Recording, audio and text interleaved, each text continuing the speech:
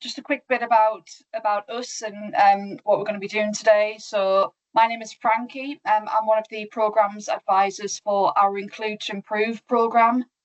Include to Improve is a programme that's run jointly by Activity Alliance, which is who me and Anna, who is going to also be presenting today, are part of. It's a joint programme with another organisation called Sport for Confidence, who are in the sort of occupational therapy sector. So there'll be me presenting and Anna Whitemore as well. We'll be going through the slides today. So what are we going to be talking about? So basically we're going to be looking at a little bit around what Include to Improve is. We're going to be looking at the things we've done to identify but also address barriers that disabled people or people with a long-term health condition might be facing when looking to get into work opportunities or volunteering opportunities. We'll be looking at how to create an environment that will enable success, and also we'll be looking at adjustments, culture and inclusive work practices. So Anna's just going to go through the next couple of slides. Thank you, Frankie. To explain a bit more about the Include to Improve programme. So through the programme, our end goal is to influence change at a system level to increase high quality opportunities for disabled people to take part, volunteer and work in the sports and physical activities. So after establishing our team, like Frankie mentioned, working together with Sport for Confidence, we've completed a range of desk-based research and scoping of current challenges in this area, and also examples of best practice. So we've collected survey data as well during the recruitment process for the lived experience and strategic partner networks that we've created to inform and direct our programme. So far, we've recruited over 75 organisations to our strategic partner network from across the sector, and have also created a lived experience network with over 120 members so far. So we've created these networks because we know that the lived experiences of disabled people are essential to finding any solutions and influencing change, so that we can improve opportunities by listening to, learning from and supporting organisations who want to strengthen their commitment to disabled people's inclusion. We will support and facilitate both of these networks to share information with each other and work together to find out what changes or improvements are needed, as well as elevating best practice. So from listening and learning to the Lived Experience Network and this partner network, we'll facilitate activities with disabled people and organisations. So these may include testing and learn activities, developing and sharing practical resources, and supporting the delivery of pilot schemes or initiatives. So we started the programme by finding out from organisations what activities they need or want us to provide, so that we can help to support them. And that's where we are currently at with the programme. It just started in October, so we're currently planning the next steps there on those delivery activities. So next slide, please, Frankie. Thank you. So here, from our initial survey completed by those who wanted to be part of our lived experience network, on the screen you'll see some data in relation to the challenges and barriers to working and volunteering in sport. So some of the key findings that I really wanted to pull out today was 2 out of 3 people had experienced barriers to getting a job and working in the sports sector.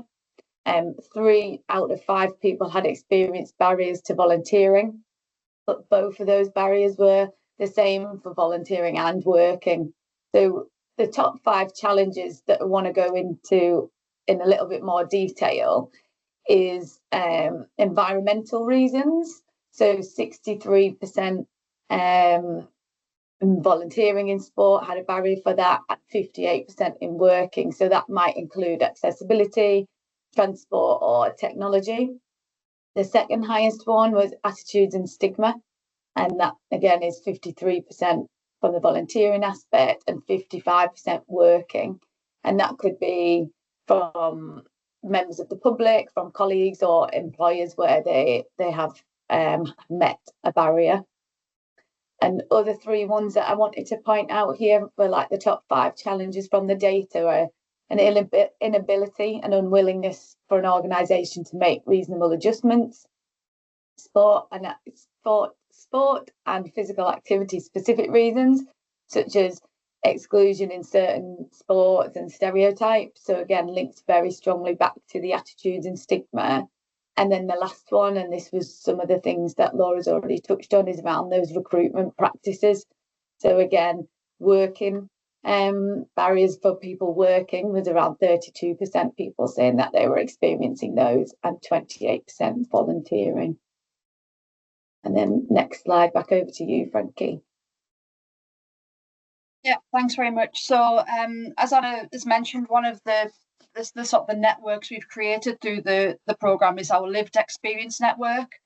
Now we've tried really hard to be able to sort of get insight from those in a various different ways, obviously to make our sort of data collection inclusive as well, because we're obviously not naive to the fact that different people like to access information or be able to give and communicate information in very different ways. So we have sort of email contact with our lived experience network. We have a hub where we have sort of discussion topics and things like that, but we also hosted 2 online events on Zoom, where we basically presented, a bit more about what our programme was about, and also it was a way that we could sort of collect feedback from the lived experience network around sort of barriers and change that they'd like to see. So to make it inclusive, we had a couple of events at different times in the day, so that we gave opportunities people to join depending on their daily schedule, if you like. We had a total of 27 participants over the 2 calls, and we used a few different ways where they could sort of communicate to us on those online meetings. So we usually had as usual, we had sort of the chat function that you can see in sort of Zoom or Teams. They could type in their various different feedback. They could raise their hand and actually just communicate verbally. We also had like an interactive whiteboard where they could virtually put sort of post-its with their different feedback and different ideas onto the whiteboard as well. And then obviously we could collate the information accordingly and get it back out to them again in the communication sort of preference of their choice.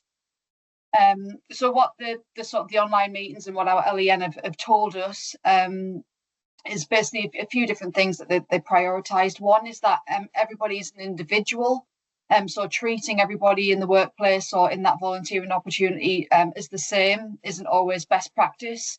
With disability and long-term health condition, everybody is going to be different, so everybody will probably need different support needs, or certainly different conversations around how people can help and provide inclusive opportunities. Obviously seeing role models, seeing people with disabilities and long-term health conditions or people in similar situations as them is key. We need to see imagery and we need to witness role models in the sport and physical activity sector in order to attract those similar people to actually work and volunteer in that sector. Obviously being a minority, they felt like they were a minority in a non-disabled environment. So again, that just goes back to actually seeing and hearing about people who may have similar situations to them, being involved in employment and volunteering in sport and physical activity. One of the key things is that volunteering is obviously that it can be obviously one of those really good stepping stones into paid workforce. So, making sure that volunteering opportunities are just as inclusive and just as open to everybody as the workplace opportunities. So to treat them very similarly, because obviously it is very, very often at times a really good connector for getting people into your workforce.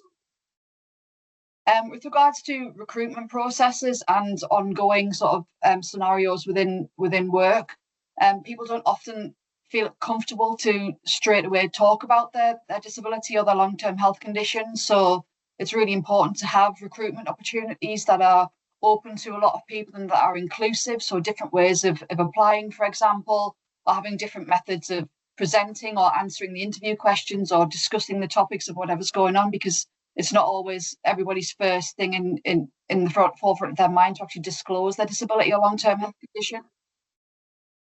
And it's very much about seeing the ability in people. So it might not just be how good your CV is, but actually, what can they do, what positive things can they bring to the organisation, and how important is that lived experience. And like we've mentioned before earlier with Laura, these are really, really good business opportunities to provide people, because it will obviously just diversify the workforce and bring different examples of people into your workforce and into the workplace, which can only be a positive thing.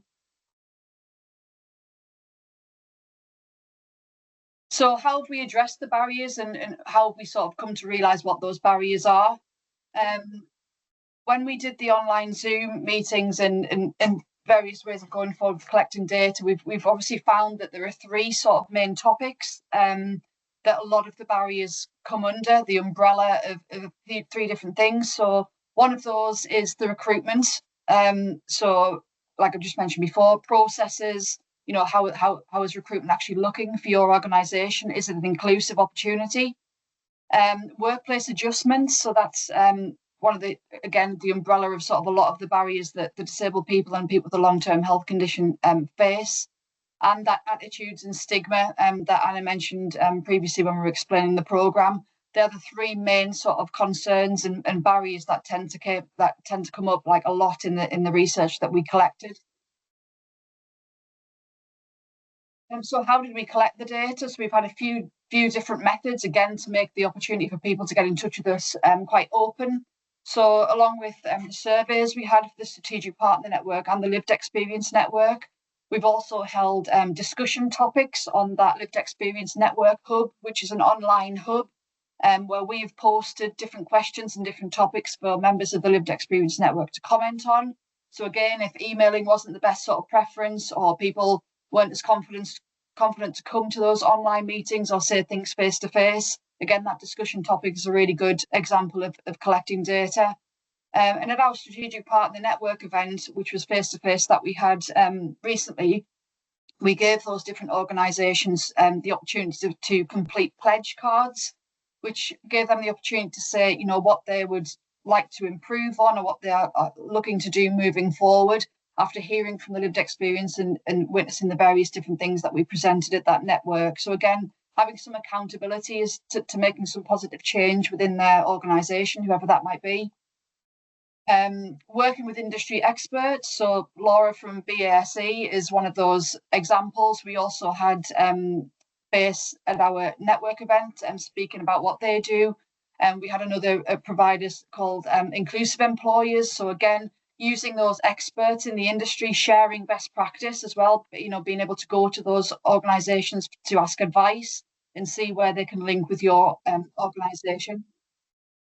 Obviously one that we keep talking about, but actually listening to lived experience, that's a key way of being able to bring good practice into your organisation, is actually listening to the barriers from the people that it matters to, and not just making those assumptions of what you think potential adjustments might be, or potential barriers might be for disabled people and people with a long-term health condition.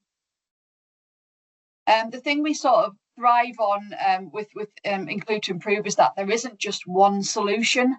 There are many different barriers and there are different ways to address them, which will mean that there's a wide variety of things we can do better, and examples of good practice we can use to improve those opportunities for disabled people and people with a long-term health condition. It's a bit of a sliding scale. There isn't just just one answer to everything. So again, getting the different types of data will enable us to obviously, hopefully, have a diverse ways of getting solutions for those problems as well.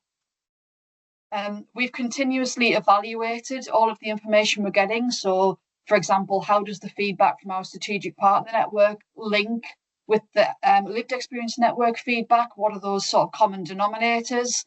We're constantly looking at the different methods and the different ideas we're getting through, constantly analysing everything and evaluating everything as we go through.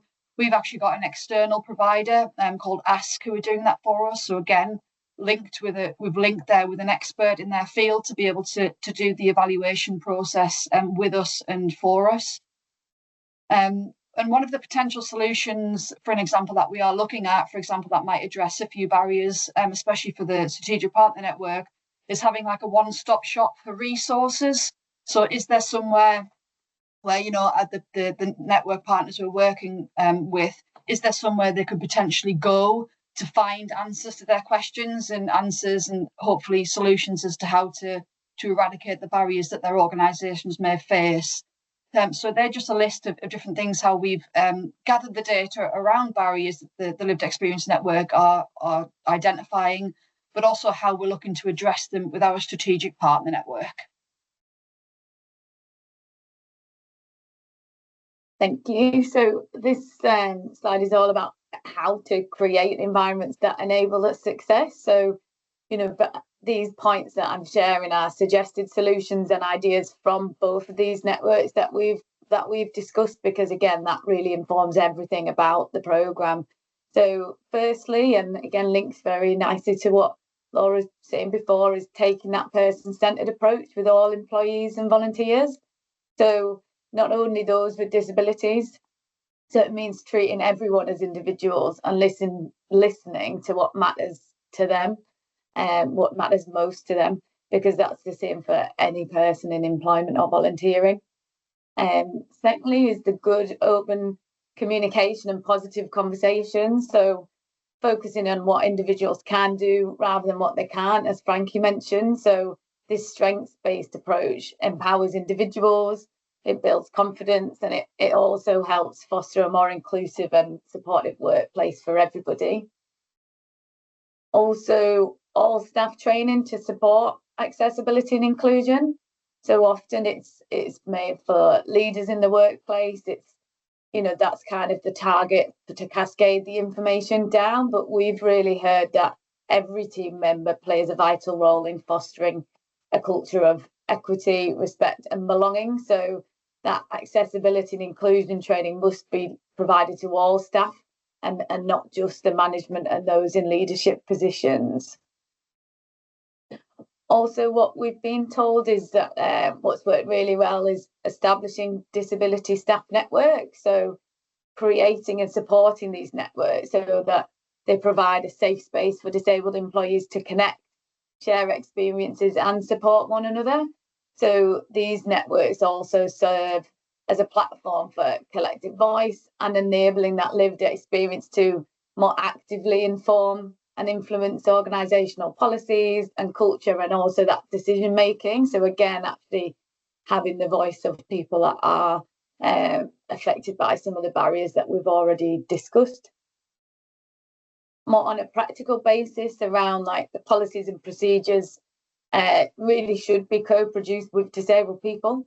So in embedding the principle of nothing about us without us, it really ensures that that experience is driving the relevant and effective practice rather than them just being implemented without that consideration, or putting something together and then saying, is this okay? Really on that co-produced element and having people involved from the beginning of those processes. Ensuring that disabled people are present within leadership roles. So again, people in the positions to make decisions. So their presence of in those strategic levels is really vital to embedding the EDI throughout the wider organisational structure. So that one together with the awareness training, again, really throws that throughout the organisation. And lastly, but not least importantly, it ties in again to what Frankie was saying, is around that representation. Disabled people want to see representation of themselves so they know what they can become and what they want to work to achieve, and that the organisation is there to support them in doing so.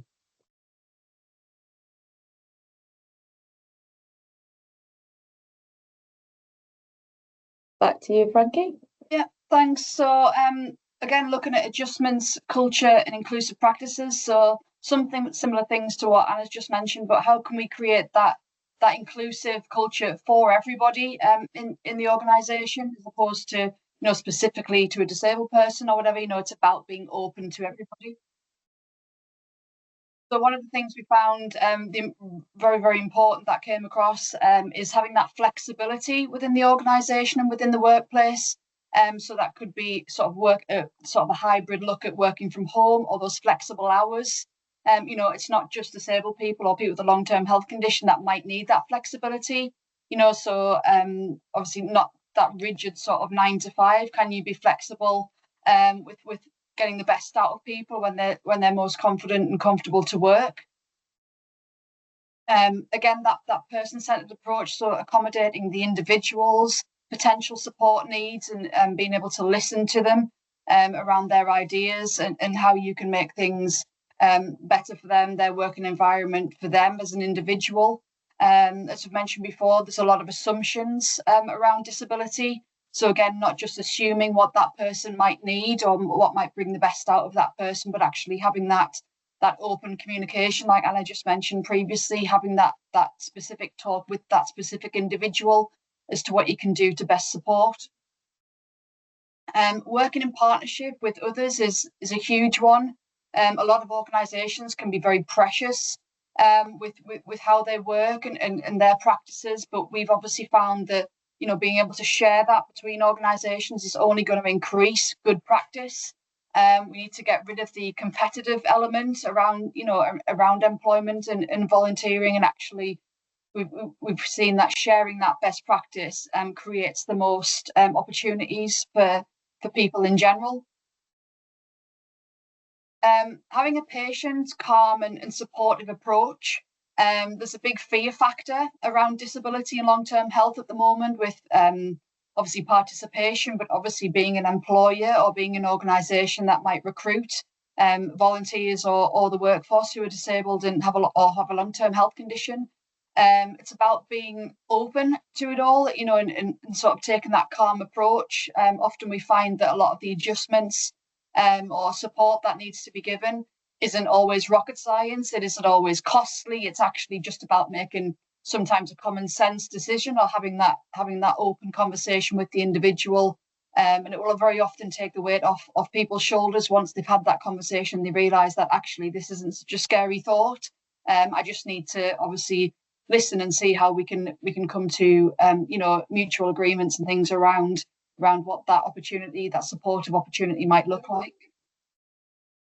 Not all adjustments are a physical or structural adjustment. So a lot of organisations we've listened to often think that accessibility or having adjustments is around a physical one. So we haven't got a lift, so therefore we can't accommodate people who are wheelchair users.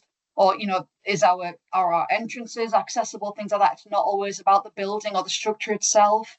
As we mentioned before, a lot of the time it's just about an individual support conversation that might need to happen, and it might just be very, very small things within the workplace around sort of technology or flexible hours, like I mentioned before, that might make a huge difference without actually being a massive costly or structural change.